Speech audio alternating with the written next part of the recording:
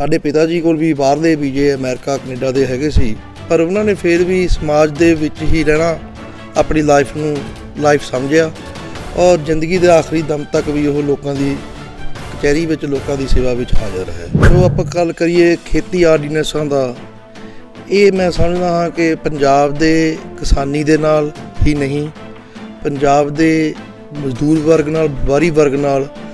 ਔਰ ਹਰੇਕ ਵਰਗ ਦੇ ਨਾਲ ਪੰਜਾਬ ਨੂੰ ਬਹੁਤ ਵੱਡਾ ਧੱਕਾ ਲਾਉਂਦੀ ਕੋਈ ਇਸ ਤਰ੍ਹਾਂ ਦੀ ਮੂਵਮੈਂਟ ਜਾਂ ਇਸ ਤਰ੍ਹਾਂ ਦੇ ਹਾਲਾਤ ਨਾ ਪੰਜਾਬ ਵਿੱਚ ਦੇ ਹੋ ਜਾਣ ਜੋ 1990 ਦੇ ਵਿੱਚ ਇੱਦਾਂ ਦੇ ਹਾਲਾਤ ਬਣੇ ਸਨ ਕਿ ਕੋਈ ਜ਼ਿਆਦਾ ਹਾਲਾਤ ਨਾ ਖਰਾਬ ਹੋ ਜਾਣ ਕਿ ਲੋਕਾਂ ਨੂੰ ਦੁਬਾਰਾ ਫਿਰ 5 ਵਜੇ ਘਰ ਅੰਦਰ ਵੜਨਾ ਪੈ ਜਾਇਆ ਕਰੇ ਔਰ ਸਵੇਰੇ 9 ਵਜੇ ਤੋਂ ਪਹਿਲਾਂ ਘਰੋਂ ਬਾਹਰ ਨਾ ਨਿਕਲਣ, ਜੋ 1990 ਦੇ ਦਹਾਕੇ ਦੇ ਵਿੱਚ ਹੋਇਆ ਸੀ। ਬਲੈਕ ਆਊਟ ਪੰਜਾਬ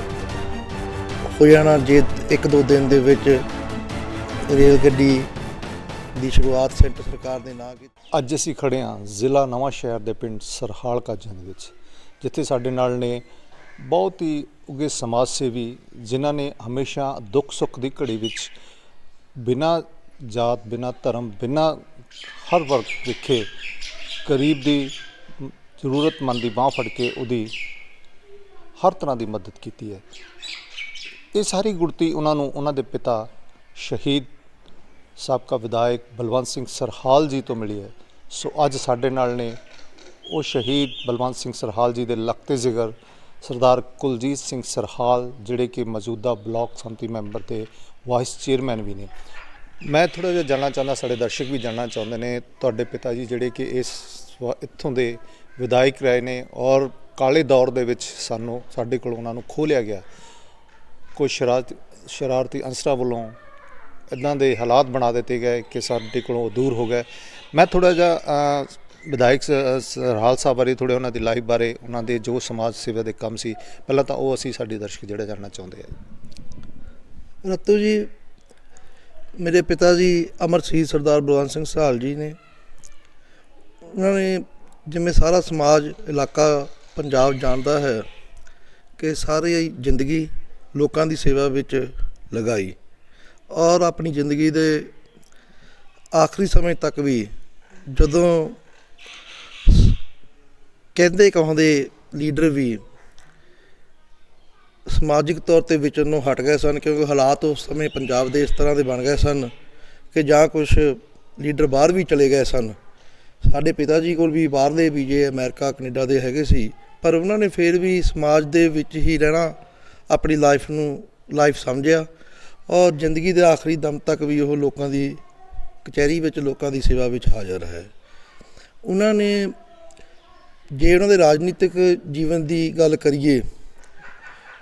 ਉਹ ਉਸ ਸਮੇਂ 1961 ਤੋਂ ਲਗਭਗ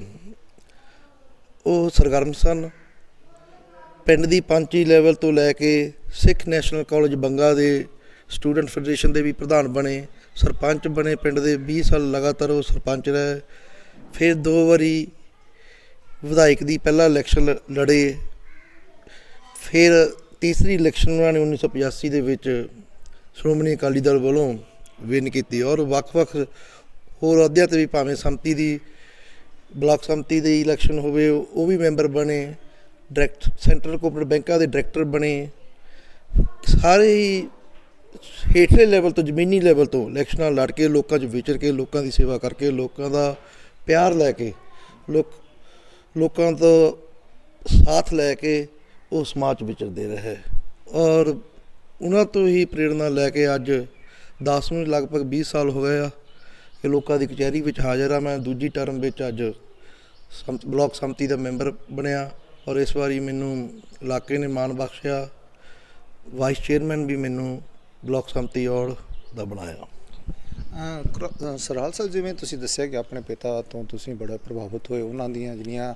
ਦਿੱਤੀਆਂ ਗੁੜਤੀਆਂ ਸੀ ਉਹਨੂੰ ਸੰਭਾਲਿਆ, ਉਹਨੂੰ ਅੱਜ ਵੀ ਲਿਜਾ ਰਹੇ ਹੋ। ਅੱਜ ਤੁਸੀਂ ਸਮਾਜ ਦੇ ਹਰ ਵਰਗ ਵਿੱਚ ਫਿਰਦੇ ਹੋ, ਹਰ ਪਿੰਡਾਂ ਵਿੱਚ ਫਿਰਦੇ ਹੋ। ਜੇ ਆਪਾਂ ਆਪਣੇ ਥੋੜ੍ਹਾ ਸਮਾਜ ਪਿੰਡਾਂ ਦੀ ਗੱਲ ਕਰੀਏ, ਪੰਜਾਬੀ ਦੀ ਗੱਲ ਕਰੀਏ, ਅਤੇ ਅੱਜ ਪੰਜਾਬ ਦੇ ਲੋਕ ਜਿਹੜੇ ਨੇ ਕਿਹੜੀ ਖਾਸ ਮੁਸ਼ਕਲਾਂ ਵਿੱਚੋਂ ਉਹਨਾਂ ਦੇ ਦੌਰ 'ਚੋਂ ਗੁਜ਼ਰ ਰਹੇ ਨੇ, ਤੁਸੀਂ ਉਹਨਾਂ ਨੂੰ ਭਲੀ ਭਾਂਤੀ ਜਾਣਦੇ ਹੋ, ਥੋੜ੍ਹਾ ਜਿਹਾ ਸਾਡੇ ਨਾਲ ਸਾਂਝਾ ਕਰਿਓ। ਦੱਤੂ ਜੀ, ਜੋ ਪੰਜਾਬ ਦੇ ਤਾਜ਼ਾ ਹਾਲਾਤ ਹਨ, ਅੱਜ ਜਿੱਥੇ ਜੋ ਆਪਾਂ ਗੱਲ ਕਰੀਏ ਖੇਤੀ ਆਰਡੀਨੈਂਸਾਂ ਦਾ, ਇਹ ਮੈਂ ਸਮਝਦਾ ਹਾਂ ਕਿ ਪੰਜਾਬ ਦੇ ਕਿਸਾਨੀ ਦੇ ਨਾਲ ਹੀ ਨਹੀਂ, ਪੰਜਾਬ ਦੇ ਮਜ਼ਦੂਰ ਵਰਗ ਨਾਲ, ਵਪਾਰੀ ਵਰਗ ਨਾਲ ਔਰ ਹਰੇਕ ਵਰਗ ਦੇ ਨਾਲ ਪੰਜਾਬ ਨੂੰ ਬਹੁਤ ਵੱਡਾ ਧੱਕਾ ਲਾਉਣ ਦੀ ਸੈਂਟਰ ਸਰਕਾਰ ਵੱਲੋਂ ਕੋਸ਼ਿਸ਼ ਕੀਤੀ ਗਈ ਆ। ਜਿੱਥੇ ਅੱਜ ਇਸ ਗੱਲ ਨਾਲ ਜਿੱਥੇ ਆਰਥਿਕ ਤੌਰ 'ਤੇ ਘੇਰਾਬੰਦੀ ਤਾਂ ਪੰਜਾਬ ਦੀ ਕੀਤੀ ਜਾ ਰਹੀ ਆ, ਪਰ ਸੋ ਡਰ ਵੀ ਆ ਇਸ ਗੱਲ ਦਾ ਕਿ ਕਿਤੇ ਕੋਈ ਇਸ ਤਰ੍ਹਾਂ ਦੀ ਮੂਵਮੈਂਟ ਜਾਂ ਇਸ ਤਰ੍ਹਾਂ ਦੇ ਹਾਲਾਤ ਨਾ ਪੰਜਾਬ ਵਿੱਚ ਦੇ ਹੋ ਜਾਣ ਜੋ 1990 ਦੇ ਵਿੱਚ ਜਿੱਦਾਂ ਦੇ ਹਾਲਾਤ ਬਣੇ ਸਨ, ਕਿ ਕੋਈ ਜ਼ਿਆਦਾ ਹਾਲਾਤ ਨਾ ਖਰਾਬ ਹੋ ਜਾਣ ਕਿ ਲੋਕਾਂ ਨੂੰ ਦੁਬਾਰਾ ਫਿਰ 5 ਵਜੇ ਘਰ ਅੰਦਰ ਵੜਨਾ ਪੈ ਜਾਇਆ ਕਰੇ ਔਰ ਸਵੇਰੇ 9 ਵਜੇ ਤੋਂ ਪਹਿਲਾਂ ਘਰੋਂ ਬਾਹਰ ਨਾ ਨਿਕਲਣ, ਜੋ 1990 ਦੇ ਦਹਾਕੇ ਦੇ ਵਿੱਚ ਹੋਇਆ ਸੀ। ਇਹਨਾਂ ਗੱਲਾਂ ਦਾ ਖਾਸਾ ਹੈਗਾ ਔਰ ਬਹੁਤ ਇਸ ਟਾਈਮ ਸਰਕਾਰਾਂ ਨੇ ਹਾਲਾਤ ਮਾੜੇ ਬਣਾਤੇ ਆ ਕਿ ਇਹਨਾਂ 'ਤੇ ਸਰਕਾਰਾਂ ਨੂੰ ਜ਼ਰੂਰ ਗੌਰ ਕਰਨੀ ਚਾਹੀਦੀ ਹੈ ਤਾਂ ਜੋ ਇਹ ਪੰਜਾਬ ਦੇ ਹਾਲਾਤ ਹੋਰ ਜ਼ਿਆਦਾ ਖਰਾਬ ਨਾ ਹੋਣ। ਅੱਜ ਹਰੇਕ ਵਰਗ, ਕੱਲ੍ਹ ਵੀ ਸਾਰਾ ਭਾਰਤ ਬੰਦ ਦਾ ਸੱਦਾ ਸੀ ਔਰ ਸਾਰਾ ਪੰਜਾਬ ਵਿਸ਼ੇਸ਼ ਤੌਰ 'ਤੇ ਸੜਕਾਂ 'ਤੇ ਸੀ ਔਰ ਸੰਪੂਰਨ ਤੌਰ 'ਤੇ ਪੰਜਾਬ ਬੰਦ ਸੀ। ਸੋ ਇਸ ਨਾਲ ਮੈਂ ਸਮਝਦਾ ਜਿੱਥੇ ਲੋਕਾਂ ਨੂੰ ਆਰਥਿਕ ਤੌਰ 'ਤੇ ਨੁਕਸਾਨ ਹੁੰਦਾ ਹੈ, ਸਮੇਂ ਦੀ ਬਰਬਾਦੀ ਹੁੰਦੀ ਹੈ, ਇਹਨਾਂ ਗੱਲਾਂ ਵੱਲ ਸਰਕਾਰਾਂ ਨੂੰ ਧਿਆਨ ਦੇਣਾ ਚਾਹੀਦਾ ਆ। ਬਿਜਲੀ ਦਾ ਸੰਕਟ ਪੈਦਾ ਹੋਇਆ ਹੈਗਾ, ਬਲੈਕ ਆਊਟ ਪੰਜਾਬ ਹੋ ਜਾਣਾ ਜੇ 1-2 ਦਿਨ ਦੇ ਵਿੱਚ ਰੇਲ ਗੱਡੀ ਦੀ ਸ਼ੁਰੂਆਤ ਸੈਂਟਰ ਸਰਕਾਰ ਨੇ ਨਾ ਕੀਤੀ ਔਰ ਸਾਡੇ ਜਿਹੜੇ ਪੰਜਾਬ ਦੇ ਨੁਮਾਇੰਦੇ ਆ, ਭਾਵੇਂ ਕੋਈ ਕਿਸੇ ਵੀ ਪਾਰਟੀਆਂ ਦੇ MP ਆ ਜਾਂ ਸਾਰੀਆਂ ਪਾਰਟੀਆਂ ਦੇ MLA ਵੀ, ਪੰਜਾਬ ਦੇ ਮੁੱਖ ਮੰਤਰੀ ਵੀ ਜਾ ਕੇ ਆਏ ਆ ਉੱਥੇ, ਕਿ ਇਹਨਾਂ ਗੱਲਾਂ ਨੂੰ ਗੌਰ ਕਰਕੇ ਸੈਂਟਰ ਸਰਕਾਰ ਨੂੰ ਚਾਹੀਦਾ ਹੈਗਾ, ਭਾਵੇਂ ਇਹ ਗੱਲਾਂ ਪਹਿਲਾਂ ਵੀ ਚਾਹੀਦੀਆਂ ਸੀ, ਪੰਜਾਬ ਸਰਕਾਰ ਨੂੰ ਪਹਿਲਾਂ ਹੀ ਕਰ ਲੈਣਾ ਚਾਹੀਦਾ ਸੀ ਇਸ 'ਤੇ, ਪਰ ਚਲੋ ਜੇ ਲੇਟ ਵੀ ਉਹਨਾਂ ਨੇ ਕੀਤਾ ਹੈਗਾ ਕਿ ਚੰਗਾ ਉਪਰਾਲਾ ਹੈ ਪੰਜਾਬ ਲਈ ਕੀਤਾ ਹੈਗਾ,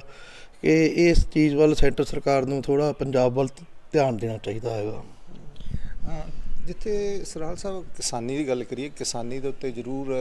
ਬਿਲਕੁਲ ਮੰਦਾ ਦੌਰ ਹੈ, ਕਾਲਾ ਦੌਰ ਹੈ, ਉੱਥੇ ਉਹਦੇ ਨਾਲ ਹੋਰ ਵਰਗ ਬਹੁਤ ਜੁੜਿਆ ਹੈ, ਮਜ਼ਦੂਰ ਵਰਗ ਹੈ, ਆੜ੍ਹਤੀਆ ਵਰਗ ਹੈ।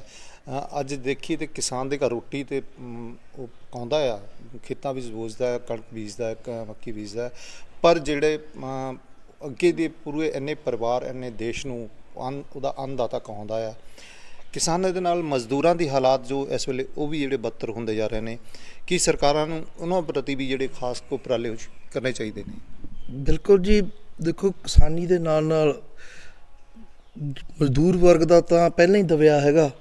ਕਿ ਜਿੱਥੇ ਜੇ ਅੱਜ ਮਜ਼ਦੂਰਾਂ ਨੂੰ ਉਹਨਾਂ ਦਾ ਬਣਦਾ ਹੱਕ ਨਹੀਂ ਮਿਲਦਾ ਤਾਂ ਉਹ ਤਾਂ ਪਹਿਲਾਂ ਹੀ ਦਬਿਆ ਹੈਗਾ ਕਿ ਇਹਨਾਂ ਸਰਕਾਰਾਂ ਨੂੰ ਮਜ਼ਦੂਰਾਂ ਵੱਲ ਜਾਂ ਦਬੇ ਕੁਚਲੇ ਵਰਗ ਜਿਹੜੇ ਹੈਗੇ ਆ ਉਹਨਾਂ ਵੱਲ ਵਿਸ਼ੇਸ਼ ਧਿਆਨ, ਉਹਨਾਂ ਲਈ ਵਿਸ਼ੇਸ਼ ਪਾਲਿਸੀਆਂ ਵੀ ਬਣਾਉਣੀਆਂ ਚਾਹੀਦੀਆਂ ਹਨ ਕਿ ਜੇ ਇਹ ਪਾਲਿਸੀਆਂ ਬਣਾ ਕੇ ਚੰਗੇ, ਭਾਵੇਂ ਉਹਨਾਂ ਨੂੰ ਕਿੱਤੇ ਦੇ ਲਈ ਕੋਈ ਰੁਜ਼ਗਾਰ ਦੇ ਲਈ ਕੋਈ ਪਾਲਿਸੀਆਂ ਬਣਾਉਣ, ਸਬਸਿਡੀਆਂ 'ਤੇ ਲੋਨ ਦੇਣ ਦੀ ਗੱਲ ਹੋਵੇ, ਭਾਵੇਂ ਲੋਨ ਮਾफ़ ਕਰਨ ਦੀ ਗੱਲ ਹੋਵੇ ਜੇ ਕਿਸੇ ਦਲਿਤਾਂ ਨੇ ਪਹਿਲਾਂ ਲਿਓ ਆ ਜਿੰਨੇ ਵੀ, ਕਿ ਇਹੋ ਜਿਹੀਆਂ ਪਾਲਿਸੀਆਂ ਬਣਾਉਣੀਆਂ ਚਾਹੀਦੀਆਂ। ਪਰ ਸਰਕਾਰਾਂ ਦਾ ਅੱਜ ਕੱਲ੍ਹ ਮੇਰਾ ਹਿਸਾਬ ਨਾਲ ਇਹਨਾਂ ਗੱਲਾਂ ਵੱਲ ਧਿਆਨ ਨਹੀਂ ਹੈਗਾ, ਸਿਰਫ ਜ਼ਿਆਦਾ ਰਾਜਨੀਤੀ ਕਰ ਰਿਹਾ ਇੱਕ ਦੂਜੇ ਨੂੰ ਭਰਮਾਉਣ ਦੀ ਖਾਤਰ ਜੀ, ਕਿ ਤੁਸੀਂ ਇਹ ਤਾਂ ਹੈ ਕਿ ਜਿਹੜਾ ਗਰੀਬ ਵਰਗ ਆ ਜਾਂ ਮਜ਼ਦੂਰ ਵਰਗ ਉਹ ਤਾਂ ਪਹਿਲਾਂ ਹੀ ਦਬਿਆ ਹੈਗਾ ਕਿ ਉਹਦੇ ਲਈ ਇਹਨਾਂ ਨੂੰ ਹੋਰ ਉਪਰਾਲੇ ਸਰਕਾਰਾਂ ਨੂੰ ਕਰਨੇ ਚਾਹੀਦੇ ਹਨ। ਜਿਵੇਂ ਪੰਜਾਬ ਦਾ ਸੂਬਾ ਮਰਦ ਪ੍ਰਧਾਨ ਸੂਬਾ ਕਿਹਾ ਜਾਂਦਾ ਹੈ, ਪਰ ਅੱਜ ਦੇ ਯੁੱਗ ਦੇ ਵਿੱਚ ਜੇ ਹੁਣ ਦੀ ਗੱਲ ਕਰੀਏ, ਹੁਣ ਦੇ ਸਮੇਂ ਦੀ ਗੱਲ ਕਰੀਏ ਤਾਂ ਸਾਡੀਆਂ ਮਹਿਲਾਵਾਂ ਅਤੇ ਬੱਚੀਆਂ, ਬੇਟੀਆਂ 'ਤੇ ਬੜੇ ਅਤਿਆਚਾਰ ਹੋਏ ਨੇ। ਹੁਸ਼ਿਆਰਪੁਰ ਦੀ ਗੱਲ ਕਰੇ, ਟਾਂਡੇ ਦੇ ਵਿੱਚ ਵੀ 6 ਸਾਲ ਦੀ ਬੱਚੀ ਨਾਲ ਬਲਾਤਕਾਰ ਕਰਕੇ ਉਹਨੂੰ ਸਾੜਿਆ ਗਿਆ। ਹੋਰ ਯੂਪੀ ਦੇ ਵਿੱਚ ਵੀ, ਬਿਹਾਰ ਦੇ ਵਿੱਚ ਵੀ ਮਨੀਸ਼ਾ ਭੈਣ ਦੇ ਨਾਲ ਕਤਲ, ਇਹ ਜਿਹੜਾ ਇੱਦਾਂ ਦਾ ਹਾਸਰਤ ਕਾਂਡ ਜਿਹੜਾ ਹੋਇਆ ਉਹ ਵੀ ਹੋਇਆ। ਕੱਲ੍ਹ ਇੱਕ ਲੁਧਿਆਣੇ ਦੇ ਵਿੱਚ ਵੀ ਇੱਕ 6 ਸਾਲ ਦੀ ਬੱਚੀ ਦੇ ਨਾਲ ਜਿਹੜੀ ਆ ਉਹ ਇੱਦਾਂ ਦਾ ਕੁਕਰਮ ਕਰਨ ਦਾ ਮਾਮਲਾ ਆ। ਸਾਡੇ ਸਮਾਜ ਦੇ ਵਿੱਚ, ਸਾਡੇ ਪੰਜਾਬ ਦੇ ਵਿੱਚ ਔਰਤਾਂ 'ਤੇ ਜਿਹੜੇ ਦਲਿਤ ਅਤੇ ਸਮਾਜ 'ਤੇ ਬੱਚਿਆਂ 'ਤੇ ਅਤਿਆਚਾਰ ਹੋ ਰਹੇ ਨੇ, ਉਹਨੂੰ ਲੈ ਕੇ ਤੁਹਾਡੀ ਕੀ ਰਣਨੀਤੀ? ਦੇਖੋ, ਇਹਦੇ ਲਈ ਮੈਂ ਪਹਿਲਾਂ ਵੀ ਕਈ ਵਾਰੀ ਗੱਲ ਕੀਤੀ ਆ ਤੁਹਾਡੇ ਮੀਡੀਆ ਦੇ ਰਾਹੀਂ ਕਿ ਇਹੋ ਜਿਹੇ ਇਨਸਾਨਾਂ ਦੀ ਔਰ ਇਹੋ ਜਿਹੇ ਦਰਿੰਦਿਆਂ ਨੂੰ ਜੋ ਇਹੋ ਜਿਹੇ ਗਲਤ ਕੰਮ ਕਰਦੇ ਹਨ, ਉਹਨਾਂ ਦੇ ਲਈ ਕੋਈ ਵਿਸ਼ੇਸ਼ ਕਾਨੂੰਨ ਸਰਕਾਰ ਬਣਾਵੇ ਜੋ ਇਹਨਾਂ ਨੂੰ ਜਲਦੀ ਤੋਂ ਜਲਦੀ ਇਹਨਾਂ ਨੂੰ ਸਜ਼ਾ ਔਰ ਇਹਨਾਂ ਦਰਿੰਦਿਆਂ ਨੂੰ ਮੌਤ ਦੀ ਸਜ਼ਾ ਹੋਣੀ ਚਾਹੀਦੀ ਹੈ ਮੇਰੇ ਹਿਸਾਬ ਨਾਲ ਤਾਂ, ਕਿਉਂਕਿ ਜੇ ਇੱਕ ਦੋ ਨੂੰ ਜਾਂ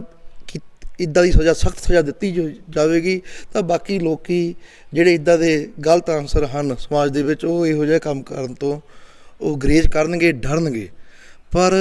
ਸਰਕਾਰਾਂ ਨੇ ਹਾਲੇ ਤੱਕ ਇਹੋ ਜਿਹੇ ਕੋਈ ਲਾਅ ਕਾਨੂੰਨ ਨਹੀਂ ਬਣਾਇਆ। ਪਰ ਮੇਰੇ ਹਿਸਾਬ ਨਾਲ ਜੇ ਸਰਕਾਰ ਕੋਈ ਵੀ, ਭਾਵੇਂ ਸਟੇਟ ਲੈਵਲ ਦੀ ਸਰਕਾਰ ਆਪਣੇ ਸੂਬੇ 'ਚ ਕਰ ਸਕਦੀ ਆ, ਭਾਵੇਂ ਸੈਂਟਰ ਲੈਵਲ ਦੀ ਸਰਕਾਰ ਕਰੇ, ਕਿ ਇਹਨਾਂ ਦਰਿੰਦਿਆਂ ਨੂੰ ਨੱਥ ਪਾਉਣ ਦੇ ਲਈ ਹੀ ਇੱਕ ਰਾਹ ਹੈਗਾ ਕਿ ਇਹਦੇ ਲਈ ਕੋਈ ਸਖਤ ਕਾਨੂੰਨ ਬਣਾਇਆ ਜਾਵੇ ਔਰ ਜਲਦੀ ਤੋਂ ਜਲਦੀ ਸਜ਼ਾ ਦੇਣ ਵਾਲਾ ਕੋਈ ਲਾਅ ਬਣਾ ਕੇ, ਐਕਟ ਬਣਾ ਕੇ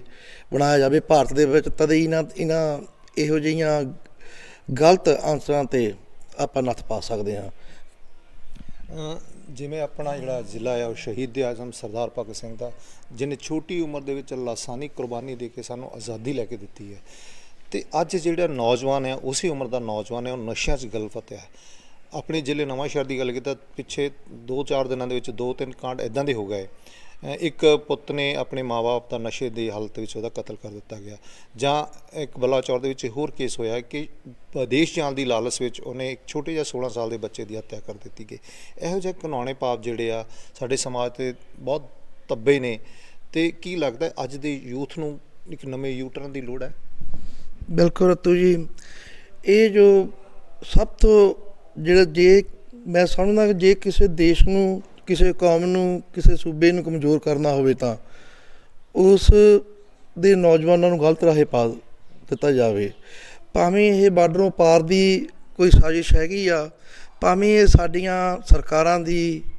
ਜਾਂ ਸਾਡੀਆਂ ਜਿਹੜੀਆਂ ਪੋਲੀਟੀਕਲੀ ਪਾਰਟੀਆਂ ਹਨ, ਭਾਵੇਂ ਮੈਂ ਆਪ ਵੀ ਪੋਲੀਟੀਕਲੀ ਤੌਰ 'ਤੇ ਅਸੀਂ ਵਿਚਰਦੇ ਹਾਂ, ਪਰ ਕਿਤੇ ਨਾ ਕਿਤੇ ਇਹ ਕਮੀਆਂ ਜ਼ਰੂਰ ਹਨ ਕਿ ਜਿਹੜਾ ਇਸ ਚੀਜ਼ 'ਤੇ ਕੰਟਰੋਲ ਨਹੀਂ, ਅਸੀਂ ਆਪਣੀ ਨੌਜਵਾਨੀ ਨੂੰ ਬਚਾਉਣ ਦੇ ਵਿੱਚ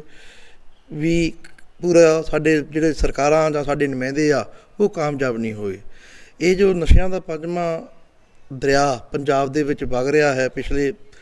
ਸਮੇਂ ਤੋਂ, ਇਸ ਨੂੰ ਠੱਲ ਪਾਉਣ ਦੇ ਲਈ ਜਿੱਥੇ ਮੈਂ ਸਮਝਦਾ ਕਿ ਨੌਜਵਾਨਾਂ ਨੂੰ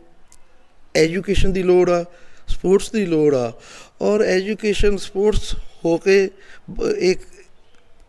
ਇਸੇ ਤਰ੍ਹਾਂ ਹੀ ਕਾਮਯਾਬ ਹੋ ਸਕਦੇ ਆ ਕਿ ਜੇ ਇਹਨਾਂ ਨੂੰ ਬਾਅਦ ਵਿੱਚ ਕੋਈ ਚੰਗੇ ਰੁਜ਼ਗਾਰ ਮਿਲਣਗੇ, ਚੰਗੇ ਰੁਜ਼ਗਾਰ ਮਿਲ ਕੇ ਇਹ ਆਪਣਾ ਕੰਮ ਧੰਦਾ, ਆਪਣੇ ਪਰਿਵਾਰਾਂ ਨੂੰ ਚੰਗੇ ਤਰੀਕੇ ਨਾਲ ਪਾਲਣ ਪੋਸ਼ਣ ਕਰ ਸਕਦੇ ਆ, ਕਿ ਫਿਰ ਇਹ ਮਾੜੀਆਂ ਕਰੀਤਾਂ ਤੋਂ ਨੌਜਵਾਨ ਆਪੇ ਹੀ ਬਚੇਗਾ। ਪਰ ਸਰਕਾਰਾਂ ਵੱਲੋਂ ਇਹ ਸਾਧਨ ਮੇਰੇ ਹਿਸਾਬ ਨਾਲ ਨਹੀਂ ਉਸ ਲੈਵਲ 'ਤੇ ਬਣਾਏ ਗਏ ਜਿਸ ਨਾਲ ਨੌਜਵਾਨ ਗਲਤ ਰਸਤੇ ਨੂੰ ਜਲਦੀ ਅਪਣਾ ਕੇ ਔਰ ਰਾਤੋਂ ਰਾਤ ਤਕੜੇ, ਭਾਵੇਂ ਫਾਈਨੈਂਸ਼ਲੀ ਤੌਰ 'ਤੇ ਹੋਣ ਦੀ ਕੋਸ਼ਿਸ਼ ਕਰਦੇ ਆ, ਕਿ ਗਲਤ ਕ੍ਰਿਤੀਆਂ ਵਿੱਚ ਪੈ ਗਏ ਆ। ਕਿ ਇਸ ਗੱਲ ਦਾ ਵੀ ਸਾਨੂੰ ਬਹੁਤ ਮਨ 'ਚ ਦੁੱਖ ਰਹਿੰਦਾ ਹੈਗਾ, ਕਿਤੇ ਨਾ ਕਿਤੇ ਸਰਕਾਰਾਂ ਇਸ ਕੰਮ ਵਿੱਚ ਫੇਲ ਹੋਈਆਂ ਹਨ ਕਿ ਇਹਨਾਂ ਨੂੰ, ਨੌਜਵਾਨਾਂ ਨੂੰ ਬਚਾਉਣ ਦੇ ਲਈ ਸਪੋਰਟਸ ਨੂੰ ਔਰ ਐਜੂਕੇਸ਼ਨ ਦੀ ਕੋਈ ਵਧੀਆ ਪਾਲਿਸੀਆਂ ਬਣਾਈਆਂ ਜਾਣ ਕਿ ਜਿਹੜਾ ਨੌਜਵਾਨਾਂ ਦਾ ਧਿਆਨ ਹੀ ਨਾ ਇੱਦਾਂ ਦੇ ਗਲਤ ਕੰਮਾਂ ਵੱਲ ਜਾਵੇ, ਕਿ ਨੌਜਵਾਨ ਆਪਣੀ ਤਰੱਕੀ ਦੇ ਲਈ, ਆਪਣੇ ਪਰਿਵਾਰ ਦੀ ਤਰੱਕੀ ਲਈ, ਆਪਣੇ ਦੇਸ਼ ਦੀ ਤਰੱਕੀ ਦੇ ਲਈ ਕੰਮ ਕਰਨ ਔਰ ਸੋਚਣ। ਤਦ ਹੀ ਸ਼ਹੀਦ ਆਜ਼ਮ ਸਰਦਾਰ ਭਗਤ ਸਿੰਘ ਜੀ ਦੇ ਜਿਹੜੇ ਸੁਪਨੇ ਆ, ਜੋ ਉਹਨਾਂ ਨੇ, ਜਿਹਨਾਂ 23 ਸਾਲ ਦੀ ਉਮਰ ਵਿੱਚ ਕੁਰਬਾਨੀ ਦਿੱਤੀ ਸੀ, ਅਸੀਂ ਉਹਨਾਂ ਦੇ ਜ਼ਿਲ੍ਹੇ ਵਿੱਚੋਂ ਆ, ਹਲਕੇ ਵਿੱਚੋਂ ਆ, ਸਾਡਾ ਪਿੰਡ, ਸਾਨੂੰ ਮਾਣ ਹੈ ਬੜਾ ਉਹਨਾਂ 'ਤੇ, ਕਿ ਤਦ ਹੀ ਉਹਨਾਂ ਦੇ ਸੁਪਨਿਆਂ ਨੂੰ ਆਪਾਂ ਸਾਕਾਰ ਕਰ ਸਕਦੇ ਹਾਂ। ਕਿ ਜੋ ਸਾਡੇ ਦੇਸ਼ ਆਜ਼ਾਦ ਹੋਣ ਤੋਂ ਬਾਅਦ ਜਿਹਨਾਂ ਲੀਡਰਾਂ ਨੇ ਜਾਂ ਜਿਹਨਾਂ ਪਾਰਟੀਆਂ ਦੀਆਂ ਸਰਕਾਰਾਂ ਰਹੀਆਂ, ਉਹ ਕਿਤੇ ਨਾ ਕਿਤੇ ਇਹ ਨਾਕਾਮਯਾਬ ਰਹੀਆਂ, ਔਰ ਨੌਜਵਾਨੀ ਨੂੰ ਬਚਾਉਣ ਦੇ ਲਈ, ਵਿਸ਼ੇਸ਼ ਤੌਰ 'ਤੇ ਪੰਜਾਬ ਦੀ ਨੌਜਵਾਨੀ ਨੂੰ ਬਚਾਉਣ ਦੇ ਲਈ, ਕਿ ਸਰਹੱਦੀ ਸੂਬਾ, ਇੱਥੇ ਬਾਰਡਰ ਤੋਂ ਨਸ਼ਾ ਵੀ ਜਲਦੀ ਸਪਲਾਈ ਹੁੰਦਾ ਹੈਗਾ। ਹਰ ਰੋਜ਼ ਆਪਾਂ ਅਖਬਾਰਾਂ 'ਚ ਪੜ੍ਹਦੇ ਹਾਂ, ਕਿਤੇ ਫਿਰੋਜ਼ਪੁਰ ਫੜ ਹੋ ਗਿਆ ਬਾਰਡਰ 'ਤੇ, ਕੋਈ ਖੇਪ ਫੜ ਹੁੰਦੀ ਆ, ਕਿਤੇ ਨਾ ਕਿਤੇ ਲੱਗਦਾ ਹੈਗਾ ਕਿ ਇਹ ਵੀ ਹੈ ਕਾਰਨ। ਪਰ ਇਹ ਪਰ ਸਰਕਾਰਾਂ ਦੀ ਔਰ ਨੁਮਾਇੰਦਿਆਂ ਦੀ ਜ਼ਿੰਮੇਵਾਰੀ ਬਣਦੀ ਆ ਕਿ ਇਸ ਚੀਜ਼ ਨੂੰ ਠੱਲ ਪਾਉਣ। ਕੀ ਲੱਗਦਾ ਨਹੀਂ ਜਿਹੜੀਆਂ ਸਰਕਾਰਾਂ ਹੈ ਉਹ ਨੌਜਵਾਨਾਂ ਨੂੰ ਇਸ ਪਾਸੇ ਲਾ ਕੇ ਰਾਜਨੀਤੀ ਵਿੱਚ ਆਪਣਾ ਹੱਥ ਰੰਗ ਰਹੀਆਂ ਨੇ? ਕਿਉਂਕਿ ਜੇ ਹੁਣ ਗੱਲ ਕਰੀਏ ਤਾਂ ਪਿਛਲੇ ਸਾਲ ਜਿਹੜਾ ਸੀ ਧੰਨ ਧੰਨ ਸ਼੍ਰੀ ਗੁਰੂ ਨਾਨਕ ਦੇਵ ਜੀ ਦੇ 550ਵੇਂ ਸਾਲ ਨੂੰ ਲੈ ਕੇ ਲੋਕਾਂ ਦੀਆਂ ਅਰਦਾਸਾਂ ਸੀਆਂ ਕੋਰੀਡੋਰ ਨੂੰ ਖੁੱਲ੍ਹਣ ਲਈ। ਤੁਸੀਂ ਵੀ, ਮੈਨੂੰ ਜਿੱਥੇ ਤੱਕ ਯਾਦ ਆ, ਤੁਸੀਂ ਵੀ ਦਰਸ਼ਨ ਕਰਕੇ ਆਏ ਹੋ। ਕੋਰੀਡੋਰ ਖੋਲ੍ਹਿਆ ਗਿਆ, ਸੰਗਤਾਂ ਨੇ ਦਰਸ਼ਨ ਕੀਤੇ। ਕੱਲ੍ਹ ਪਾਕਿਸਤਾਨ ਦੀ ਇੱਕ ਨਾਪਾਕ ਹਰਕਤ ਇੱਕ ਹੋਰ ਸਾਹਮਣੇ ਆਈ ਉਸੇ ਕੋਰੀਡੋਰ ਨੂੰ ਲੈ ਕੇ, ਕਿ ਜਿੱਥੇ ਪਹਿਲਾਂ ਉਹਦਾ ਪ੍ਰਬੰਧ ਜਿਹੜਾ ਸੀ SGPC ਕੋਲ, ਪੰਜਾਬ ਦੀ ਅੰਮ੍ਰਿਤਸਰ ਦੇ ਕੋਲ ਸੀਗਾ, ਪਰ ਉੱਥੇ ਇੱਕ 9 ਮੈਂਬਰੀ ਨਵੀਂ ਕਮੇਟੀ ਬਣਾ ਦਿੱਤੀ ਗਈ ਆ, ਔਰ ਉਹਦੇ ਵਿੱਚ ਕੋਈ ਵੀ ਸਿੱਖ ਜਿਹੜਾ ਸ਼ਾਮਲ ਨਹੀਂ ਕੀਤਾ ਗਿਆ। ਕੀ ਲੱਗਦਾ ਇਹ ਹੁਣ ਜਿੱਥੇ ਕੇਂਦਰ ਸਰਕਾਰ ਪੰਜਾਬ ਤੇ ਸੱਟ ਮਾਰ ਰਹੀ ਹੈ, ਉੱਥੇ ਹੁਣ ਪਾਕਿਸਤਾਨ ਦੀ ਵੀ ਜਿਹੜੀ ਆ ਉਹ ਪੰਜਾਬ ਨੂੰ ਵੱਡੀ ਮਾਰ ਪੈ ਰਹੀ ਹੈ? ਦੇਖੋ, ਇਸ ਗੱਲ ਦੀ ਅਸੀਂ ਬਹੁਤ ਨਿੰਦਾ ਕਰਦੇ ਹਾਂ, ਕਿਉਂਕਿ ਆਪਣੀਆਂ ਆਪਾਂ ਅਰਦਾਸ ਵਿੱਚ ਵੀ ਕਹਿੰਦੇ ਆ ਕਿ ਵਿਛੜੇ ਗੁਰ ਧਾਮ ਮਿਲਾਇਓ। ਉਹ ਅਰਦਾਸ ਬਹੁਤ ਸਮੇਂ ਬਾਅਦ 72 ਸਾਲ ਬਾਅਦ ਲਗਭਗ ਪੂਰੀ ਹੋਈ ਸੀ। ਚਲੋ ਆ ਕੋਵਿਡ ਦਾ ਸਮਾਂ ਆ ਗਿਆ, ਉਹਦੇ ਵਿੱਚ ਉਹਨਾਂ ਨੇ ਸਰਕਾਰਾਂ ਨੇ ਹੱਦਬੰਦੀ ਕਰਤੀ, ਬਾਰਡਰ ਸੀਲ ਕਰਤੇ, ਆਪਣੇ ਕੰਟਰੀਆਂ ਵਿੱਚ ਨਹੀਂ ਸੀ ਐਂਟਰ ਹੋਣ ਦਿੰਦੇ। ਪਰ ਜੋ ਇਹ ਕੱਲ੍ਹ ਮਾਮਲਾ ਸਾਹਮਣੇ ਆਇਆ ਕਿ ਉਹਨਾਂ ਨੇ ਪਹਿਲਾਂ ਸਿੱਖ ਜਥੇਬੰਦੀ ਉੱਥੇ ਗੁਰਦੁਆਰਾ ਸਾਹਿਬ ਨੂੰ ਸਾਰੀ ਮੈਨੇਜ ਕਰਦੀ ਸੀ ਔਰ ਚਲਾਉਂਦੀ ਸੀ, ਉੱਥੇ ਜੋ ਵੀ ਪ੍ਰਬੰਧ ਕਰਦੇ ਸੀ ਸਾਰਾ ਸਿੱਖ ਕਮੇਟੀ ਕਰਦੀ ਸੀ। ਪਰ ਕੱਲ੍ਹ ਜੋ ਮਾਮਲਾ ਸਾਹਮਣੇ ਆਇਆ ਕਿ ਉਹਨਾਂ ਨੇ ਕਮੇਟੀ ਹੀ ਚੇਂਜ ਨਹੀਂ ਕੀਤੀ, ਉਹਦੇ ਵਿੱਚ ਕੋਈ ਸਿੱਖ ਚਿਹਰਾ ਵੀ ਨਹੀਂ ਲਿਆ। ਇਸ ਗੱਲ ਦੀ ਅਸੀਂ ਘੋਰ ਮੈਂ ਨਿੰਦਾ ਕਰਦਾ ਹੈਗਾ ਔਰ ਬਹੁਤ ਹੀ ਇਸ ਗੱਲ ਦਾ ਖੇਦ ਵੀ ਹੈ। ਔਰ ਜਿੱਥੇ ਤੁਸੀਂ ਗੱਲ ਕੀਤੀ ਹੈ ਕੋਈ ਪਾਕਿਸਤਾਨ ਸਰਕਾਰ ਦੇ ਜਾਂ ਉੱਥੇ ਦੀਆਂ ਜੋ ਏਜੰਸੀਆਂ ਹਨ ਗਲਤ ਇੰਡੀਆ ਦੇ ਲਈ ਜਾਂ ਪੰਜਾਬ ਦੇ ਲਈ ਗਲਤ ਸੋਚ ਰੱਖਣ ਵਾਲੀਆਂ, ਇਸ ਲਈ ਵੀ ਇਹ ਖਾਸਾ ਜ਼ਰੂਰ ਮਨ ਵਿੱਚ ਆਦਾ ਹੈ ਕਿ ਕਿਤੇ ਉਹ ਕੋਈ ਇਸ ਜਿਹੜਾ ਰਸਤਾ ਕੋਰੀਡੋਰ ਖੋਲ੍ਹਿਆ ਹੈ ਕਿ ਇਹਦੇ ਰਾਹੀਂ ਕੋਈ ਪੰਜਾਬ ਨੂੰ ਜਾਂ ਭਾਰਤ ਨੂੰ ਕੋਈ ਨੁਕਸਾਨ ਨਾ ਪਹੁੰਚਾਉਣ, ਕਿ ਪਾਕਿਸਤਾਨ ਦੇ ਜਿਹੜੇ ਮਨਸੂਬੇ ਆ ਜਿਹੜੇ ਜਿਹੜੀ ਕਮੇਟੀ ਦੀ ਚੇਂਜ ਕੀਤੀ ਆ ਔਰ ਸਿੱਖ ਚਿਹਰਾ ਨਾ ਕੋਈ ਨਾਲ ਲੈ ਕੇ ਜਾਂ ਇੱਦਾਂ ਦੇ ਸਮੇਂ ਚੇਂਜ ਕਰਨ ਦਾ ਇਹ ਕਾਰਨ ਹੋ ਸਕਦਾ। ਪਰ ਇਹਦਾ ਜੇ ਪਾਕਿਸਤਾਨ ਇੱਦਾਂ ਦਾ ਕੋਈ ਕਾਰਵਾਈ ਕਰਦਾ ਹੈ ਜਾਂ ਇਸ ਰਸਤੇ ਦੇ ਰਾਹੀਂ ਕਰਵਾਉਂਦਾ ਹੈ ਤਾਂ ਪੰਜਾਬ ਨੂੰ ਬਹੁਤ ਵੱਡਾ ਖਤਰਾ ਹੈ। ਇਸ ਲਈ ਵੀ ਸਰਕਾਰਾਂ ਨੂੰ, ਆਪਣੀਆਂ ਸਰਕਾਰਾਂ ਨੂੰ ਚੁਸਤੀ ਕਰ ਲੈਣੀ ਚਾਹੀਦੀ ਆ ਕਿ ਉਸ ਦਾ ਪ੍ਰਬੰਧ ਪਹਿਲਾਂ ਹੀ ਕੀਤਾ ਜਾਵੇ ਕਿ ਜਿਹੜਾ ਸਾਡੇ ਦੇਸ਼ ਵਿੱਚ ਕੋਈ ਇਸੇ ਤਰ੍ਹਾਂ ਦਾ ਵੀ ਕੋਈ ਗਲਤ ਹਰਕਤ ਜਾਂ ਵਾਰਦਾਤ ਨਾ ਹੋ ਸਕੇ। ਸਰਾਲ ਸਾਹਿਬ, ਜਿਵੇਂ ਹੁਣ ਕਿਸਾਨੀ ਦੌਰ ਚੱਲ ਰਿਹਾ ਆ, ਲੋਕ ਜਿਹੜੇ ਰੋਡਾਂ 'ਤੇ ਬੈਠੇ ਨੇ, ਸੜਕਾਂ 'ਤੇ ਬੈਠੇ ਨੇ, ਟੋਲ ਪਲਾਜ਼ਿਆਂ 'ਤੇ ਬੈਠੇ ਨੇ, ਟਰੈਕ 'ਤੇ ਬੈਠੇ ਨੇ, ਔਰ ਪਿਛਲੇ ਦਿਨੀ ਅਮਰੀਕਾ ਤੋਂ ਪੰਨੂ ਸਾਹਿਬ ਜੋ ISI ਦੇ ਮੇਨ ਹੱਥ ਜਿਹੜਾ ਇਹਦਾ ਵਿੱਚ ਵੱਡਾ ਹੱਥ ਹੈ ਜਿਨ੍ਹਾਂ ਦਾ, ਜਿਨ੍ਹਾਂ ਰੋਲ ਹੈ, ਜਿਨ੍ਹਾਂ ਨੇ ਪੰਜਾਬ ਦੇ ਗੱਭਰੂਆਂ ਨੂੰ ਲਾਲਚ ਦਿੱਤੇ ਵੀ ਮੈਂ ਇੰਨੇ ਲੱਖਾਂ ਇੰਨੇ ਪੈਸੇ ਤੁਹਾਨੂੰ ਪਾਊਂਗਾ, ਤੁਸੀਂ ਪੰਜਾਬ ਵਿੱਚ ਇਸ ਚੀਜ਼ ਨੂੰ ਸਰਗਰਮ ਕਰੋ। ਬਹੁਤ ਜਗ੍ਹਾ 'ਤੇ ਬੰਗਿਆਂ ਦੀ ਗੱਲ, ਬੰਗਿਆਂ ਦੇ ਵਿੱਚ ਵੀ ਖਾਲਿਸਤਾਨੀ ਨਾਅਰੇ ਮਿਲੇ, ਨਵਾਂ ਸ਼ਹਿਰ ਤੇ ਬੜਾ ਚੌਰ ਵੀ ਮਿਲਿਆ, ਮੋਗੇ ਮਿਲੇ, ਹੁਸ਼ਿਆਰਪੁਰ ਵੀ ਮਿਲਿਆ। ਕੀ ਲੱਗਦਾ ਇਸ ਸਰਗਰਮ ਦੇ ਵਿੱਚ ਜਿਹੜੇ ਅੰਦੋਲਨ ਚੱਲ ਰਹੇ ਨੇ ਉਹਦੇ ਵਿੱਚ ਪੰਨੂ ਜਿਹੜਾ ਆ ISI ਨੂੰ ਜਾਂ SCF ਨੂੰ ਸਰਗਰਮ ਕਰਨ ਦੀ ਤਿਆਰੀ 'ਚ ਹੈ? ਦੇਖੋ, ਜੋ ਸੋਸ਼ਲ ਮੀਡੀਆ ਦੇ ਰਾਹੀਂ ਜਿੰਨਾ ਕੁ ਮੈਂ ਦੇਖਿਆ ਹੈਗਾ ਜਾਂ ਇੰਟਰਨੈਟ ਦੇ ਰਾਹੀਂ ਕਿ ਇਹ ਜੋ ਵੀ ਹੈ ਆਪਣੇ ਆਪ ਨੂੰ ਕਹਦੇ ਤਾਂ ਸਿੱਖ ਪੰਥ ਇਤਿਹਾਸੀ ਆ, ਪਰ ਪੰਜਾਬ ਦੇ ਵਿੱਚ ਬਾਹਰ ਬੈਠ ਕੇ ਅਮਰੀਕਾ ਕੈਨੇਡਾ ਵਿੱਚ ਗੱਲਾਂ ਕਰਨੀਆਂ ਸੌਖੀਆਂ। ਜੇ ਤੁਸੀਂ ਕੋਈ ਆਪਣੀ ਕੌਮ ਦਾ ਕੋਈ ਵੀ ਇਨਸਾਨ ਆ, ਭਾਵੇਂ ਕੋਈ ਜੇ ਕੋਈ ਆਪਣੀ ਕੌਮ ਦਾ, ਆਪਣੀ ਦੇਸ਼ ਦਾ ਭਲਾ ਕਰਨਾ ਚਾਹੁੰਦਾ ਹੈ, ਉੱਥੇ ਬੈਠ ਕੇ ਗੱਲਾਂ ਕਰਨ ਨਾਲੋਂ ਚੰਗਾ ਕਿ ਤੁਸੀਂ ਪੰਜਾਬ ਆ ਕੇ ਜੇ ਕੋਈ ਆਪਣੇ ਕੌਮ ਦੀ ਬਿਹਤਰੀ ਲਈ ਕੰਮ ਕਰਨਾ ਚਾਹੁੰਦੇ ਤਾਂ ਕਰੋ। ਕਿ ਪਰ ਜਿਹੜਾ ਇੱਦਾਂ ਦੇ ਕੰਮ ਕਰਕੇ ਨੌਜਵਾਨਾਂ ਨੂੰ ਗਲਤ ਰਸਤੇ ਪਾ ਕੇ, ਕੋਈ ਵੀ ਆ, ਭਾਵੇਂ ਕੋਈ ਵੀ, ਮੈਂ ਕਿਸੇ ਵਿਸ਼ੇਸ਼ ਵਿਅਕਤੀ ਦਾ ਨਾਂ ਨਹੀਂ ਲੈਂਦਾ, ਕੋਈ ਵੀ ਇਨਸਾਨ ਆ ਕਿ ਬਾਹਰ ਆਪਣੇ ਡਾਲਰਾਂ ਪਾਉਂਡਾਂ ਨੂੰ ਸਹੀ ਤਰੀਕੇ ਨਾਲ ਪੰਜਾਬ ਦੀ ਬਿਹਤਰੀ ਲਈ ਵਰਤੋ, ਨਾ ਕਿ ਇੱਦਾਂ ਦੇ ਕੰਮ ਕਰਕੇ ਖਾਲਿਸਤਾਨਾਂ ਦੇ ਜਿੰਦਾਬਾਦ ਦੇ ਨਾਅਰੇ ਲਵਾ ਲਓ ਜਾਂ ਲਿਖਾ ਲਓ ਜਾਂ ਝੰਡੇ ਚੜ੍ਹਾ ਲਓ, ਉਹਦੇ ਨਾਲ ਕੋਈ ਫਰਕ ਨਹੀਂ ਪੈਂਦਾ ਹੈਗਾ, ਪਰ ਮਾਹੌਲ ਜ਼ਰੂਰ ਪੰਜਾਬ ਦਾ ਖ਼ਰਾਬ ਹੁੰਦਾ ਹੈਗਾ। ਸੋ ਮੇਰੀ ਸਾਰੇ ਜਿਹੜੇ ਬਾਹਰ ਵੀ NRI ਵੀਰ ਸਾਡੇ ਬੈਠੇ ਆ ਕਿ ਉਹ ਸਾਰੇ ਸਾਡੇ ਪੰਜਾਬ ਦੇ ਨਾਲ, ਆਪਣੇ ਪੰਜਾਬ ਦੇ ਨਾਲ, ਭਾਰਤ ਨਾਲ ਪਿਆਰ ਕਰਦੇ ਆ, ਕਿਉਂਕਿ ਮੈਂ ਆਪ ਵੀ ਹਰ ਸਾਲ ਬਾਹਰ ਜਾਂਦਾ ਹੈਗਾ ਕਿ ਮੈਨੂੰ ਪਤਾ ਹੈਗਾ ਕਿ ਉਹ ਸਾਰੇ ਪੰਜਾਬ ਨੂੰ ਚਾਹੁੰਦੇ ਆ। ਪਰ ਫਿਰ ਵੀ ਕਿਤੇ ਨਾ ਕਿਤੇ ਸਮਾਜ ਦੇ, ਭਾਵੇਂ ਇੱਥੇ ਵੀ ਭਾਵੇਂ ਬਾਹਰ ਵੀ, ਕੋਈ ਜਿਹੜੇ ਇੱਦਾਂ ਦੇ ਆਨਸਰ ਹੈ, ਗਲਤ ਆਨਸਰ ਹੈਗੇ ਆ ਕਿ ਉਹਨਾਂ ਨੂੰ ਇਹਨਾਂ ਗੱਲਾਂ ਤੋਂ ਗੁਰੇਜ਼ ਕਰਨਾ ਚਾਹੀਦਾ, ਕਿਉਂਕਿ ਕਿਤੇ ਨਾ ਕਿਤੇ ਜੇ ਕੋਈ ਇਸ ਤਰ੍ਹਾਂ ਦੀ ਕਾਰਵਾਈ ਹੁੰਦੀ ਆ ਉਹਦੇ ਨਾਲ ਪੰਜਾਬ ਦੀ ਨੌਜਵਾਨੀ ਦਾ ਔਰ ਪੰਜਾਬ ਦੀ ਅਮਨ ਸ਼ਾਂਤੀ ਨੂੰ ਠੇਸ ਪਹੁੰਚਦੀ ਆ। ਕਿ ਮੇਰੀ ਆਪ ਦੇ ਚੈਨਲ ਰਾਹੀਂ ਸਾਰਿਆਂ ਨੂੰ ਬੇਨਤੀ ਆ ਕਿ ਪੰਜਾਬ ਦੀ ਅਮਨ ਸ਼ਾਂਤੀ ਅਤੇ ਭਾਈਚਾਰਕ ਸਾਂਝ ਨੂੰ ਬਣਾਈ ਰੱਖਣ ਦੇ ਲਈ ਇੱਦਾਂ ਦੀ ਕੋਈ ਵੀ ਕਾਰਵਾਈ ਨਾ ਕਰੋ ਕਿ ਜਿਹਦੇ ਨਾਲ ਪੰਜਾਬ ਵਿੱਚ ਅਸ਼ਾਂਤੀ ਪੈਦਾ ਹੋਵੇ। ਸਰਾਲ ਸਾਹਿਬ, ਜਿਵੇਂ ਤੁਹਾਨੂੰ ਸਮਾਜ ਸੇਵੀ ਦੇ ਤੌਰ ਤੇ ਹਰ ਬੱਚਾ ਹਰ ਪਰਿਵਾਰ ਦਾ ਹਰ ਜੀ ਜਿਹੜਾ ਪਿੰਡ ਵਾਸੀ ਜਾਣਦਾ ਹੈ, ਕਿਉਂਕਿ ਜਿੱਦਾਂ ਆਪਾਂ ਹੁਣ ਕਿਸਾਨਾਂ ਦੀ ਗੱਲ ਕੀਤੀ ਹੈ, ਕਾਲੇ ਦੌਰ ਦੀ ਗੱਲ ਕੀਤੀ ਹੈ, ਇੱਕ ਕਾਲਾ ਦੌਰ ਜਿਹੜਾ ਸੀ ਮਾਰਚ ਦੇ ਵਿੱਚ ਵੀ ਪੰਜਾਬ ਦੇ ਵਿੱਚ ਖਾਸ ਤੌਰ 'ਤੇ ਪੂਰੇ ਵਿਸ਼ਵ ਵਿੱਚ ਵੀ ਆਇਆ ਸੀ, ਪਰ ਆਪਾਂ ਪੰਜਾਬ ਦੀ ਗੱਲ ਕਰਦੇ ਹਾਂ ਜਿਹਨੂੰ ਆਪਾਂ ਕਰੋਨਾ ਦਾ ਕਾਲ ਕਹਿੰਦੇ ਸੀ। ਕਰੋਨਾ ਵਾਇਰਸ ਨੇ ਜਦੋਂ ਮਾਤ ਪਾਈ, ਲੋਕਾਂ ਦਾ ਘਰ 'ਚੋਂ ਬਾਹਰ ਨਿਕਲਣਾ ਔਖਾ ਹੋ ਗਿਆ ਸੀ, ਪਰ ਤੁਸੀਂ ਮੈਨੂੰ ਖੁਦ ਦੇਖਣ ਦਾ ਮੌਕਾ ਮਿਲਿਆ, ਤੁਸੀਂ ਉਹਨਾਂ ਦਿਨਾਂ ਵਿੱਚ ਵੀ ਜਿਹੜਾ ਘਰ ਘਰ ਜਾ ਕੇ ਉਹਨਾਂ ਨੂੰ, ਕਿਉਂਕਿ ਖਾਣਾ ਤਾਂ ਹਰ ਇੱਕ ਚੀਜ਼ ਦਾ ਜ਼ਰੂਰੀ ਹੈ, ਖਾਣੇ ਤੋਂ ਬਗੈਰ ਤਾਂ ਬੰਦਾ ਕੁਝ ਵੀ ਨਹੀਂ ਹੋ ਸਕਦਾ, ਤੁਸੀਂ ਉਹਨਾਂ ਨੂੰ ਹਰ ਤਰ੍ਹਾਂ ਦੀ ਸਹਾਇਤਾ ਉਪਲਬਧ ਕੀਤੀ ਹੈ। ਕਿੱਡਾ ਵੱਡਾ ਸੰਘਰਸ਼ ਸੀ ਉਸ ਵੇਲੇ ਦਾ? ਰਤੂ ਜੀ, ਕਿਉਂਕਿ ਸਾਰੇ ਇਹ ਵਿਸ਼ਵ ਵਿੱਚ ਹੀ ਇਹ ਮਹਾਮਾਰੀ ਫੈਲੀ। 22 ਮਾਰਚ ਨੂੰ ਪੰਜਾਬ ਦੇ ਵਿੱਚ ਲੋਕਡਾਊਨ ਲੱਗ ਗਿਆ ਸੀ। ਉਸ ਤੋਂ ਲਗਭਗ ਦੂਸਰੇ ਤੀਸਰੇ ਦਿਨ ਹੀ, ਚਲੋ ਮੈਂ ਇੱਕ ਗੱਲ ਜ਼ਰੂਰ ਦੱਸਣੀ ਚਾਹਾਂਗਾ ਕਿ ਜਿੱਥੇ ਕਿਸੇ ਇੱਕ ਇਨਸਾਨ ਦਾ ਉਪਰਾਲਾ ਹੁੰਦਾ ਹੈਗਾ, ਪਰ ਨਾਲ ਪੂਰੀ ਟੀਮ ਨਾਲ ਸਾਰੇ ਸਾਥੀ ਪਿੱਛੇ ਕਾਫੀ ਹੁੰਦੇ ਹਨ ਕਿ ਜਿਹੜਾ ਜਦੋਂ ਨਾਲ ਰਲ ਕੇ ਇਕੱਠੇ ਹੋ ਕੇ ਕੰਮ ਕਰਦੇ ਆ ਤਾਂ ਉਹ ਕੰਮ ਵਧੀਆ ਤਰੀਕੇ ਨਾਲ ਸਮਾਜ ਦੀ ਸੇਵਾ ਦੇ ਵਿੱਚ ਚੱਲ ਪੈਂਦਾ ਹੈ। ਸੋ ਜਦੋਂ ਇਹ ਲੋਕਡਾਊਨ ਲੱਗਿਆ, ਮਹਿਸੂਸ ਹੋਇਆ, ਕਿਉਂਕਿ ਅਸੀਂ ਇੱਥੇ ਪੰਜਾਬ ਦੇ, ਮੈਂ ਰੂਰਲ ਏਰੀਏ ਵਿੱਚ ਰਹਿੰਦਾ ਹੈਗਾ, ਕਿ ਸਾਨੂੰ ਪਤਾ ਹੈਗਾ ਕਿ ਇੱਥੇ ਲੋਕਾਂ ਦੀਆਂ ਕਈ ਲੋਕ ਇੱਦਾਂ ਦੇ ਆ ਕਿ ਜਿਹੜੇ ਸਵੇਰ ਨੂੰ ਕੰਮ ਕਰਦੇ ਆ ਤਾਂ ਰਾਤ ਨੂੰ ਉਹਨਾਂ ਦੇ ਘਰਾਂ ਵਿੱਚ ਚੁੱਲ੍ਹੇ ਜਾਂ ਦਾਲ ਸਬਜ਼ੀ ਰੋਟੀ ਤਾਂ ਪੱਕਦੀ ਆ। ਤਾਂ ਮਹਿਸੂਸ ਹੋਇਆ ਸੀ ਕਿ ਕਿਤੇ ਨਾ ਕਿਤੇ ਉਹ ਲੋਕ ਜ਼ਿਆਦਾ ਤੰਗ ਹੋਣਗੇ ਪਹਿਲਾਂ ਕਿ ਜਦੋਂ ਲੋਕਡਾਊਨ ਸ਼ੁਰੂ ਹੀ ਹੋਇਆ। ਬਾਅਦ ਵਿੱਚ ਤਾਂ ਮਿਡਲ ਕਲਾਸ ਵੀ ਦਬ ਗਿਆ ਜਦੋਂ ਲੋਕਡਾਊਨ ਲੰਬਾ ਚੱਲ ਗਿਆ। ਚਲੋ ਨਾਲ ਸਾਥੀਆਂ ਨੂੰ ਲਿਆ, ਆਪਣੇ ਨਗਰਾਂ ਦੇ ਵਿੱਚੋਂ ਬੰਦਿਆਂ ਨੂੰ, ਸਾਰਿਆਂ ਨੂੰ ਜਿਹੜੇ ਬੰਦੇ ਕਰ ਸਕਦੇ ਸੀ ਉਹਨਾਂ ਨੂੰ ਵੀ ਕਿਹਾ, ਆਪ ਵੀ ਕੀਤਾ, ਕਹਿ ਕੇ ਨਾਲ ਜੋੜ ਕੇ ਉਹਨਾਂ ਨੂੰ ਕਿਹਾ ਕਿ 10-10 15-15 ਪਰਿਵਾਰਾਂ ਦਾ ਆਪਾਂ ਰਾਸ਼ਨ ਦਈਏ, ਜਿਹੜਾ 2-2 4-4 ਦਿਨ ਦਾ ਜਾਂ ਹਫ਼ਤੇ ਦਾ ਹੀ ਹੋਵੇ, ਕਿਉਂਕਿ ਉਦੋਂ ਪਤਾ ਨਹੀਂ ਸੀ ਕਿ ਲੋਕਡਾਊਨ ਕਿੰਨਾ ਚਿਰ ਚੱਲਣਾ। ਲੱਗਦਾ ਸੀ ਕਿ ਸ਼ਾਇਦ ਹਫ਼ਤੇ ਬਾਅਦ ਖੁੱਲ੍ਹ ਜਾਏਗਾ, ਪਰ ਲੋਕਡਾਊਨ ਜ਼ਿਆਦਾ ਚੱਲਿਆ। ਫਿਰ ਉਸ ਨਾਲ ਇਹ ਜਿਹੜਾ, ਮੈਂ ਤਾਂ ਸੇਵਾ ਕਹਾਂਗਾ ਕਿ ਸੇਵਾ ਕਰਨ ਦਾ ਜਾਂ ਮੌਕਾ ਸਾਨੂੰ ਮਿਲਿਆ, ਭਾਵੇਂ ਇਹ ਭੀੜ ਸੀ, ਪਰ ਉਹਦੇ ਵਿੱਚ ਪੂਰੀ ਕੋਸ਼ਿਸ਼ ਕੀਤੀ। ਜਿੱਥੇ ਨਾਲ ਆਪਣੇ ਕੋਲੋਂ ਵੀ ਅਸੀਂ ਫੰਡ ਦਿੱਤੇ, ਫੰਡ ਮੁਹੱਈਆ ਕੀਤੇ, ਉੱਥੇ ਹੀ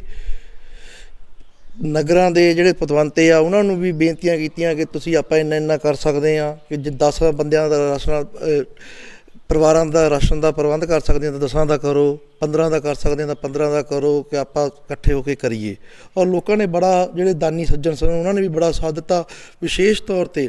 ਜਦੋਂ ਲੰਮਾ ਚੱਲਿਆ, NRIਆਂ ਨੂੰ ਵੀ ਬੇਨਤੀਆਂ ਕੀਤੀਆਂ, ਔਰ NRI ਭਰਾ ਜਿਵੇਂ ਪੰਜਾਬ ਨਾਲ ਹਮੇਸ਼ਾ ਹੀ, ਭਾਵੇਂ ਪੰਜਾਬ ਦੀ ਡਿਵੈਲਪਮੈਂਟ ਦੀ ਗੱਲ ਹੋਵੇ,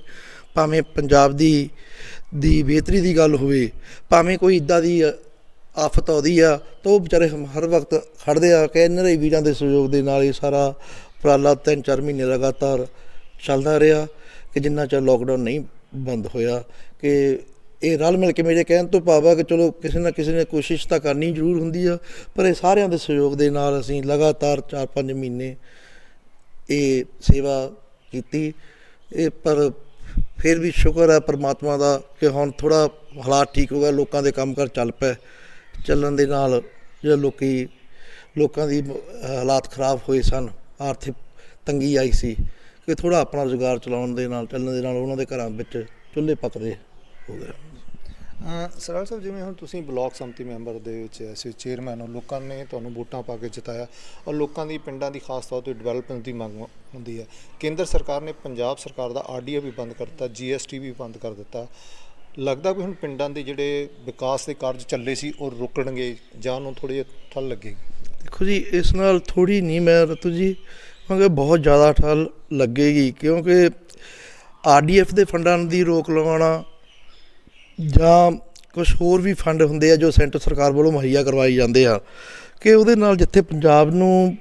ਦੀ ਡਿਵੈਲਪਮੈਂਟ ਨੂੰ ਮੈਂ ਸਮਝਦਾ ਬਹੁਤ ਵੱਡਾ ਧੱਕਾ ਲੱਗੇਗਾ।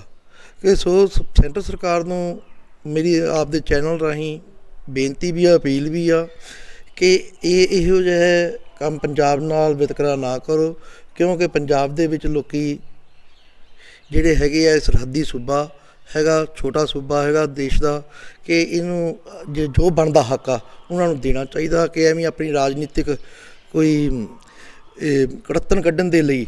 ਪੰਜਾਬ ਦੇ ਲੋਕਾਂ ਨਾਲ ਧੋਖਾ ਨਾ ਕਰਨ, ਕਿਉਂਕਿ ਇੱਥੋਂ ਵੀ ਮੋਦੀ ਸਾਹਿਬ ਨੂੰ ਵੋਟਾਂ ਲੋਕਾਂ ਨੇ ਪਾਈਆਂ ਹਨ, ਪਾ ਕੇ ਜਿਤਾ ਕੇ ਉਹ ਦੇਸ਼ ਦੇ ਪ੍ਰਧਾਨ ਮੰਤਰੀ ਹਨ। ਅੱਜ ਉਹ ਕਿਸੇ ਇੱਕ ਵਰਗ ਦੇ ਲਈ ਨਾ ਸੋਚਣ, ਉਹਨੂੰ ਸਾਰਿਆਂ ਬਾਰੇ ਸੋਚ ਕੇ ਸਾਰੇ ਸੂਬਿਆਂ ਦੇ ਬਣਦੇ ਹੱਕ ਦੇਣੇ ਚਾਹੀਦੇ ਹਨ। ਕਿ ਇਸ ਨਾਲ ਕਾਫੀ ਵੱਡਾ ਧੱਕਾ ਲੱਗੇਗਾ। RDF ਤੇ ਫੰਡ ਰੋਕਣ ਨਾਲ ਦੇਖੋ ਤਾਂ ਫਿਰ ਡਿਵੈਲਪਮੈਂਟ ਕਿੱਥੋਂ ਹੋਵੇਗੀ, ਕਿ ਉਹਦਾ ਕੋਈ ਹੱਲ ਨਹੀਂ ਰਹਿੰਦਾ। ਪੰਜਾਬ ਸਰਕਾਰ GST ਦੇ ਵੀ ਜਿੱਦਾਂ ਪਤਾ ਲੱਗਿਆ ਜਾਂ ਅਸੀਂ ਦੇਖੀਦਾ ਹੈਗਾ ਕਿ GST ਦਾ ਵੀ ਕਿ ਜਿਹੜਾ ਬਣਦਾ ਹਿੱਸਾ ਹੈਗਾ ਉਹ ਵੀ ਪੰਜਾਬ ਨੂੰ ਨਹੀਂ ਸੈਂਟਰ ਸਰਕਾਰ ਵੱਲੋਂ ਦਿੱਤਾ ਜਾ ਰਿਹਾ। ਇਸ ਨਾਲ ਥੋੜ੍ਹਾ ਨਹੀਂ ਤੁਸੀਂ ਕਾਫੀ ਜ਼ਿਆਦਾ ਫਰਕ ਪਵੇਗਾ। ਆਖਰ ਦੇ ਵਿੱਚ ਇੱਕ ਮੈਂ ਤੁਹਾਡੇ ਨਾਲ ਹੋਰ ਚਾਹੁੰਦਾ ਕਿ ਦੀਵਾਲੀ ਦਾ ਤਿਉਹਾਰ ਆ ਰਿਹਾ, ਕਰੋਨਾ ਦੀ ਮਾਰ ਪਈ ਲੋਕਾਂ ਦੇ ਬਿਲਕੁਲ ਜਿਹੜੇ ਗੁਜ਼ਾਰੇ ਖਾਣੇ ਪੀਣੇ ਤੱਕ ਹੀ ਹੈ, ਅਤੇ ਲੋਕਾਂ ਨੂੰ ਕੀ ਇੱਕ ਸੰਦੇਸ਼ ਦੇਣਾ ਚਾਹੁੰਦੇ ਹੋ ਕਿ ਦੀਵਾਲੀ ਦੇ ਉੱਤੇ ਕਿੱਦਾਂ ਦਾ ਉਹਨੂੰ ਮਨਾਇਆ ਜਾਵੇ? ਮੈਂ ਆਪਦੇ ਚੈਨਲ ਰਾਹੀਂ ਜਿੱਥੇ ਦੀਵਾਲੀ ਦੀਆਂ ਸਾਰੀ ਦੇਸ਼ ਵਿਦੇਸ਼ ਵਸਦੀ ਸਾਧ ਸੰਗਤ ਨੂੰ ਦਿਲ ਦੀਆਂ ਗਲੀਆਂ ਤੋਂ ਵਧਾਈ ਦਿੰਦਾ ਹਾਂ, ਉੱਥੇ ਮੈਂ ਇਹ ਬੇਨਤੀ ਵੀ ਕਰਨੀ ਚਾਹਾਂਗਾ ਕਿ ਕਿਉਂਕਿ ਇੱਕ ਤਾਂ ਕੋਵਿਡ ਦਾ ਸਮਾਂ ਨਿਕਲ ਕੇ ਗਿਆ ਹੈਗਾ, ਜਿੰਨਾ ਦੀਵਾਲੀ ਸਿੰਪਲ ਤਰੀਕੇ ਨਾਲ ਮਨਾਈ ਜਾਵੇ ਉਨਾ ਹੀ ਸਾਡੇ ਸਮਾਜ ਦੇ ਲਈ ਵਧੀਆ ਹੈਗਾ। ਖਾਸ ਤੌਰ 'ਤੇ ਵਾਤਾਵਰਨ ਨੂੰ ਸ਼ੁੱਧ ਰੱਖਣ ਦੇ ਲਈ ਗ੍ਰੀਨ ਦੀਵਾਲੀ ਮੇਰੇ ਹਿਸਾਬ ਨਾਲ ਮਨਾਉਣੀ ਚਾਹੀਦੀ ਹੈ, ਕਿ ਜਿਹੜਾ ਇਹ ਪਟਾਕਿਆਂ ਦੀ ਵਰਤੋਂ ਨਹੀਂ ਕੀਤੀ ਜਾਣੀ ਚਾਹੀਦੀ, ਜਿਸ ਨਾਲ ਆਪਾਂ ਆਪਣਾ ਆਲੇ ਦੁਆਲੇ ਦਾ ਵਾਤਾਵਰਨ ਵੀ ਸਾਫ਼ ਸੁਥਰਾ ਰੱਖਾਂਗੇ ਔਰ ਸਿੰਪਲ ਤਰੀਕੇ ਨਾਲ ਮਨਾ ਕੇ ਆਪਣੇ ਪਰਿਵਾਰ ਦੇ ਵਿੱਚ ਬੈਠ ਕੇ ਦੀਪਮਾਲਾ ਕਰਕੇ ਜੋ ਆਪਣੇ ਪਰਮਾਤਮਾ ਦਾ ਨਾਮ ਲੈ ਕੇ ਹੀ ਮਨਾਉਣੀ ਚਾਹੀਦੀ ਹੈ ਸਿੰਪਲ ਤਰੀਕੇ ਨਾਲ ਦੀਵਾਲੀ। ਸੋ ਇਹ ਸਨ ਸ਼ਹੀਦ ਅਮਰ ਸ਼ਹੀਦ ਸਰਦਾਰ ਬਲਵੰਤ ਸਿੰਘ ਸਰਹਾਲ ਜੀ ਦੇ ਲਖਤੇ ਜ਼ਿਕਰ ਔਰ ਬਲਾਕ ਸੰਮਤੀ ਮੈਂਬਰ ਔਰ ਦੇ ਚੇਅਰਮੈਨ ਸਰਦਾਰ ਕੁਲਜੀਤ ਸਿੰਘ ਸਰਹਾਲ, ਜਿਨ੍ਹਾਂ ਨੇ ਦੱਸਿਆ ਕਿ ਆਉਣ ਵਾਲਾ ਜਿਹੜੀ ਦੀਵਾਲੀ ਆ ਉਹ ਬੜੀ ਸੋਚ ਸਮਝ ਕੇ ਔਰ ਪ੍ਰਦੂਸ਼ਣ ਰਹਿਤ ਹਰਿਆਲੀ ਜਿਹੜੀ ਹੈ ਦੀਵਾਲੀ ਆ ਮਨਾਉਣੀ ਚਾਹੀਦੀ ਹੈ। D5 ਚੈਨਲ ਲਈ ਨਵਾਂ ਸ਼ਹਿਰ ਤੋਂ ਨਰਿੰਦਰ ਦੀ ਰਿਪੋਰਟ। D5 ਚੈਨਲ ਪੰਜਾਬੀ ਹੁਣੇ ਸਬਸਕ੍ਰਾਈਬ ਕਰੋ, ਬੈਲ ਆਈਕਨ ਤੇ ਕਲਿੱਕ ਕਰੋ।